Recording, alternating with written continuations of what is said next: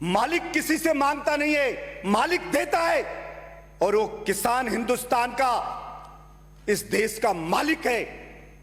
क्योंकि मैं पिछले 2 साल से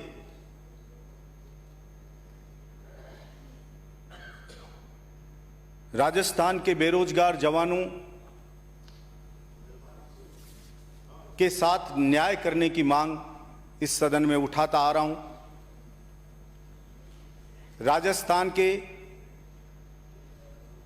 किसानों के साथ न्याय करने की मांग इस सदन में उठाता आ रहा हूं। राजस्थान के मजदूरों के साथ न्याय करने की मांग इस सदन में उठाता आ रहा हूं।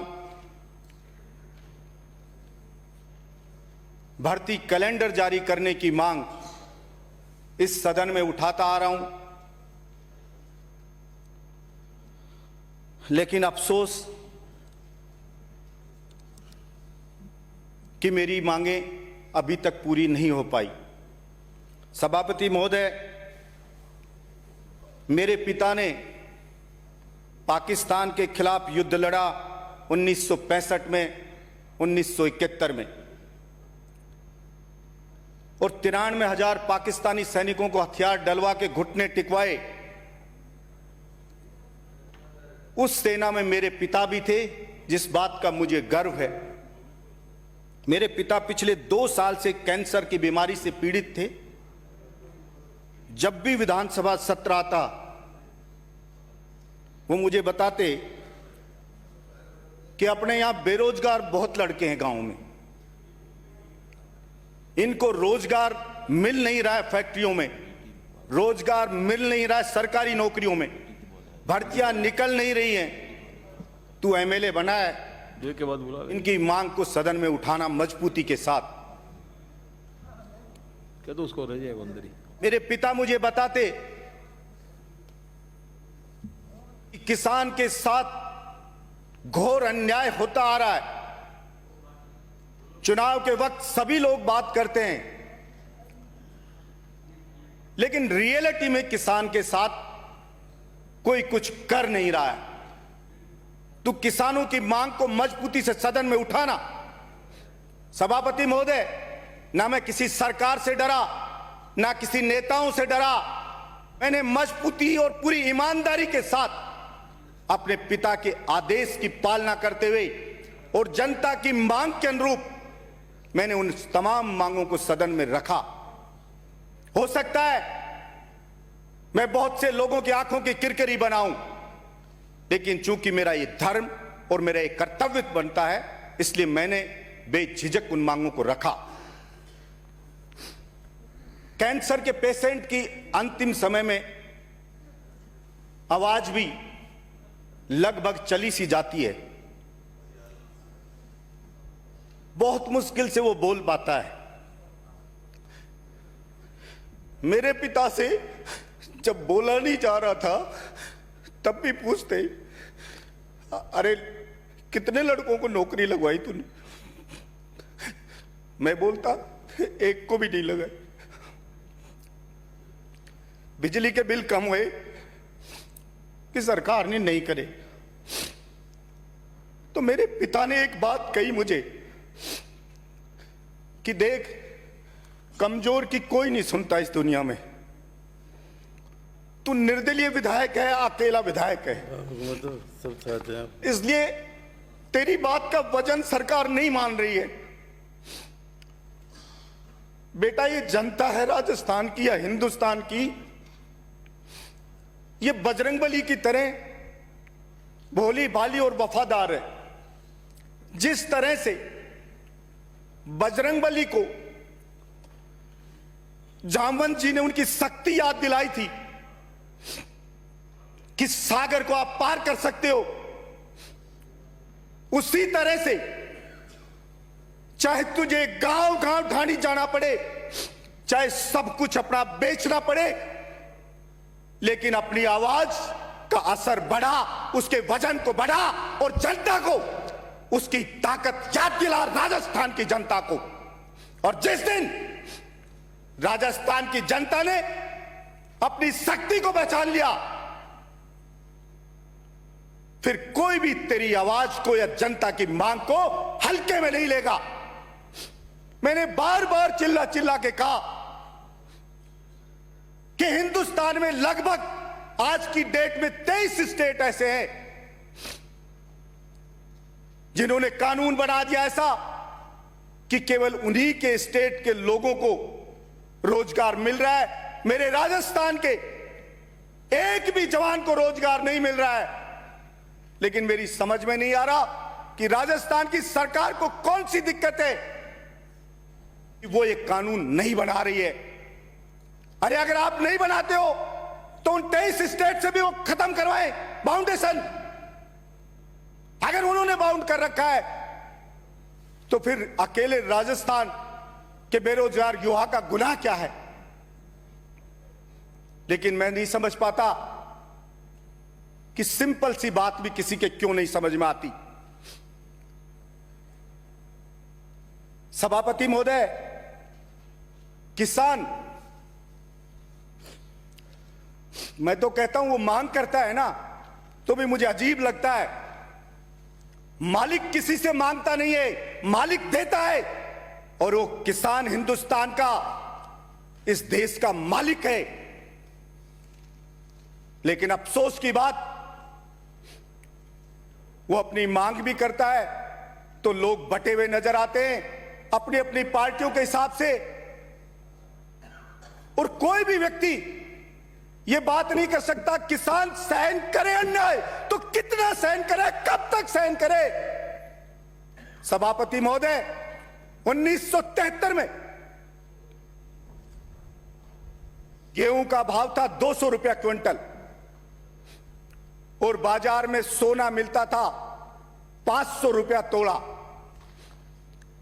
आज गेहूं की कीमत बढ़कर मात्र हुई है 1700 से 1800 रुपए और सोना मिल रहा है 50,000 रुपया तोला। सभापति महोदय, 1973 में आईएएस की सैलरी होती थी लगभग 600 रुपया और आज की डेट में 100 गुना बढ़ गई है। 100 गुना सोना बढ़ गया, 100 गुना आईएएस की सैलरी बढ़ गई। लेकिन उस किसान की कीमत बढ़ी है मात्र 3.5 गुना। सभापति महोदय, मजदूर को 1973 में मजदूरी में मिलते थे 4 किलो गेहूं। आज नरेगा में मजदूरी करने जाता है, उसको जितना पैसा मिलता है उसके आते हैं गेहूं 6 किलो।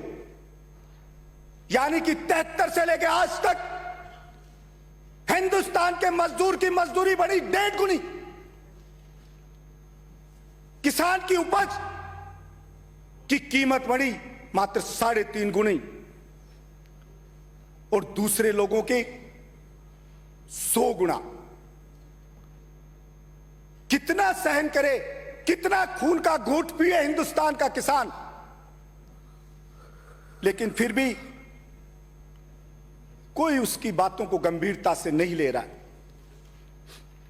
सभापति महोदय, पिछले 5 साल में अडानी की संपत्ति बढ़ गई 11 गुना।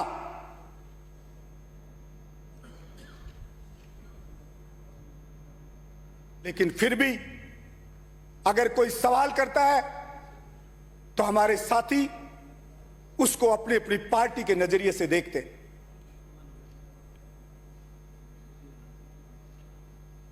अंग्रेजों ने भी इसी तरह देश के लोगों में फूट डाल के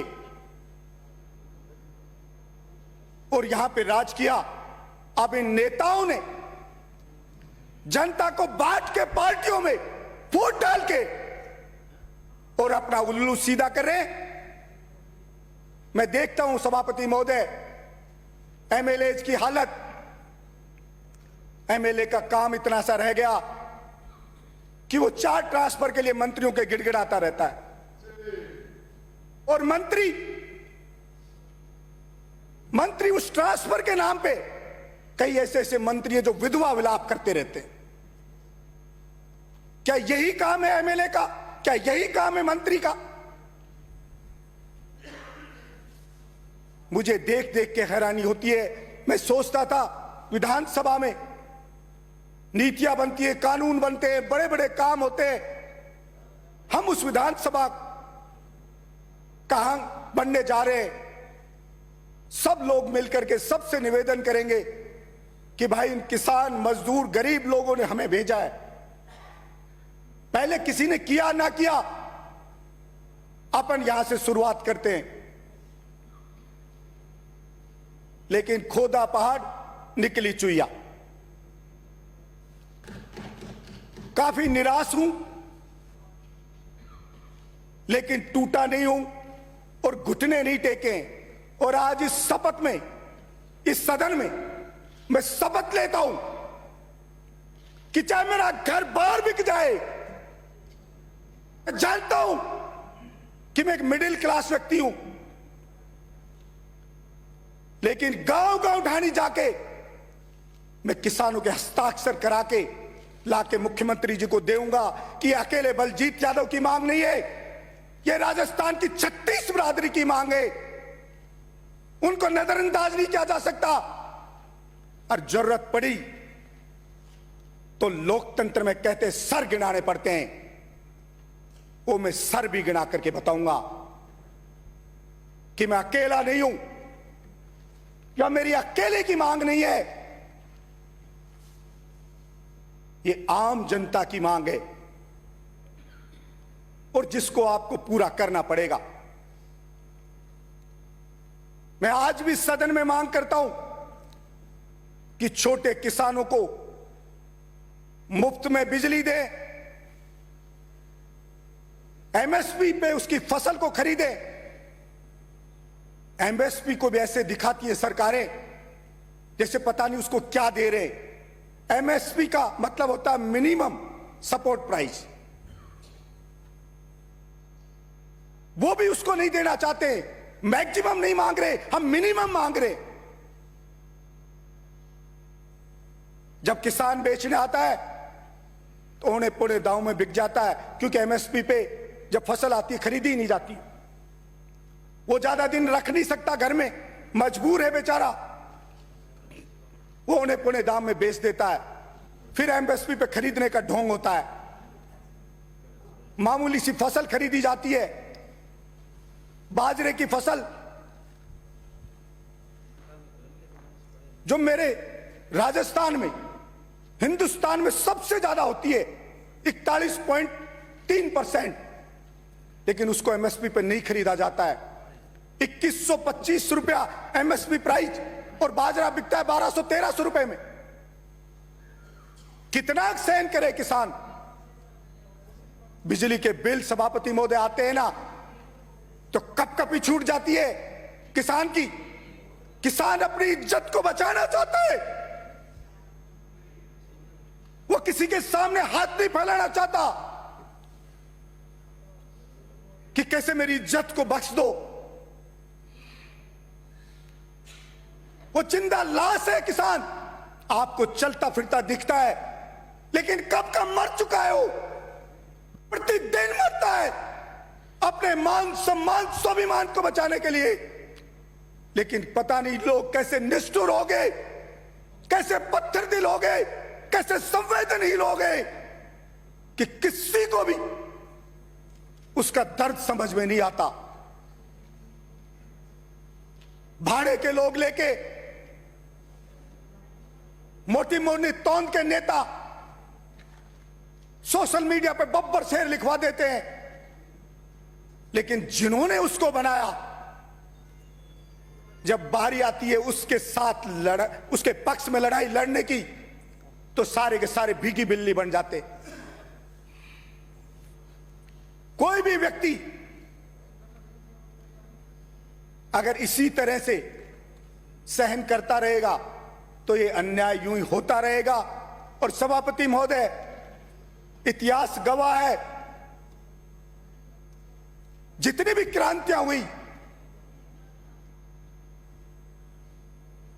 वो इसी प्रकार से अन्याय सहते सहते जब अति होगी, बर्दाश्त से बाहर स्थिति आ गई, तो उस क्रांति का जन्म हुआ।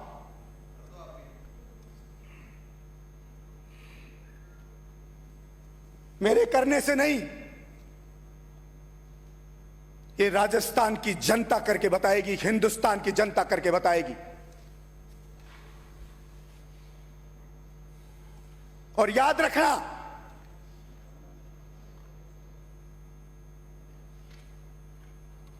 आज आपको लग सकता है कि एक निर्दलीय एमएलए है, लेकिन मैं जिंदा रहा तो मैं बताऊंगा आपको, जिंदा रहा बलजीत यादव तो बताएगा आपको। कमजोर हो सकता हूं, लेकिन मेरे सीने में बहुत आ गए, मेरे मन मस्तिष्क में भी जुनून है, और इतिहास गवाह है, कितने भी बड़ी से बड़ी शक्ति ने जुनून से लड़ने की सोची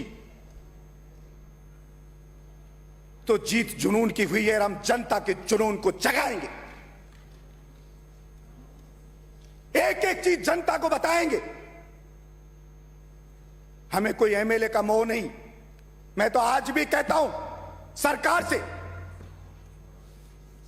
आप किसान के साथ न्याय कर दो, जवान के साथ कर दो, मैं तो अपनी एमएलए-शिप से रिजाइन कर दूंगा, आप बना लेना अपना एमएलए, और जिता के और भेजेंगे, उसको जिता के भेजेंगे। इस सदन में कह रहा हूं, जिस दिन कर दो कह दो, उसी दिन रिजाइन कर दूंगा।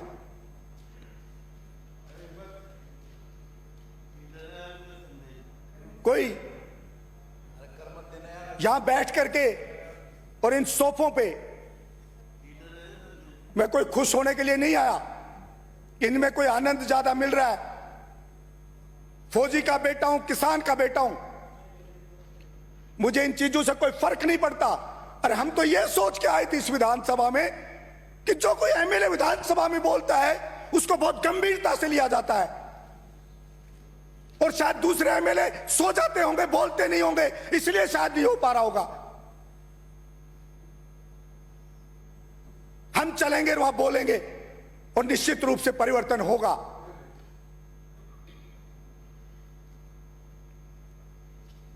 सभापति महोदय,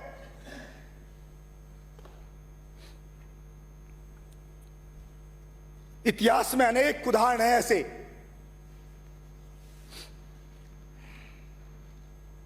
जब किसी छोटे से व्यक्ति ने अन्याय के खिलाफ आवाज उठाई हो सकता है वो खुद सफल ना हो पाया हो,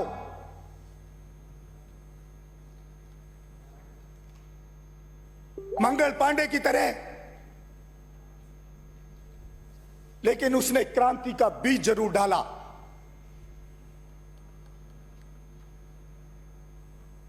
हम हो सकता है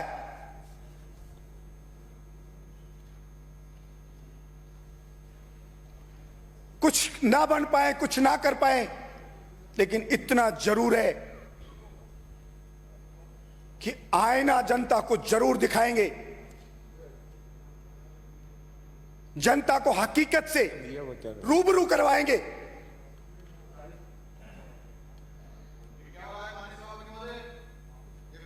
और जिस प्रकार से बिराजी बजरंगबली जी को जब शक्ति दौरा पड़ गया, एहसास हुआ,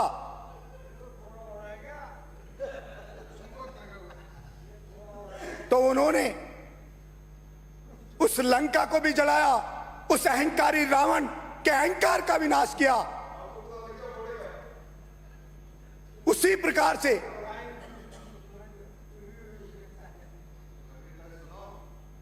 राजस्थान की जनता भी नेताओं के अहंकार को चूर चूर करेगी। सभापति महोदय, समाप्त करें। नदियां में बाढ़ का पानी बरसात के दिनों में बह जाता है। मैंने पहले भी इस मांग को रखा था कि एक बार इस किसान की सुध ले लो, वो जो पानी व्यर्थ बह रहा है नदियों का, उसको किसान के खेत तक पहुंचा दो, किसान को बिजली मुफ्त दे दो, उसकी फसल को एमएसपी पे खरीद लो, सारे काम रोक दो, एक बार ये काम कर लो, पूरा देश तरक्की के पथ पे विद्युत गति से दौड़ने लगेगा। लेकिन इतना पैसा आता है जनता से, पता नहीं कहां चला जाता है।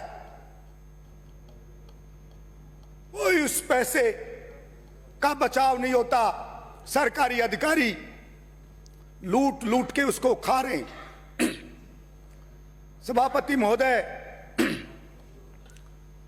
10 के लगभग अधिकारी हैं आईएएस आईपीएस। कोई भी सरकार आए उसी पे वो कब्जा कर लेते हैं अपना। मैं नेताओं को राज वो करते हैं, माल वो खाते हैं। और जो जनता भेजती है हमारे को कि इनसे बचाओ। माननीय सदस्य समाप्त करें। सभा समाप्त कर रहा हूं। हाँ, समाप्त करें। इनसे बचाओ हमें। जिनको भेजते हैं कि हमारे लिए लड़ो, इनसे बचाओ, वो स्वयं उनके चंगुल में फंस जाते हैं। मैंने पहले भी कहा था कि अगर इच्छा शक्ति हो तो कितने ही आईएएस आईपीएस में बता सकता हूं जिनकी हजारों करोड़ रुपए की संपत्ति है। समाप्त करें। सरकार उस संपत्ति को कुर्क करे। सहयोग करें। आपने मेरी बात, मुझे बोलने का मौका दिया, इसके लिए धन्यवाद। प्रताप सिंह पुनः जी। यही कहूंगा सरकार से कि जवान किसान मजदूरों की मांगों को गंभीरता से ले। ये मेरा बार बार उनसे निवेदन है। धन्यवाद सभापति।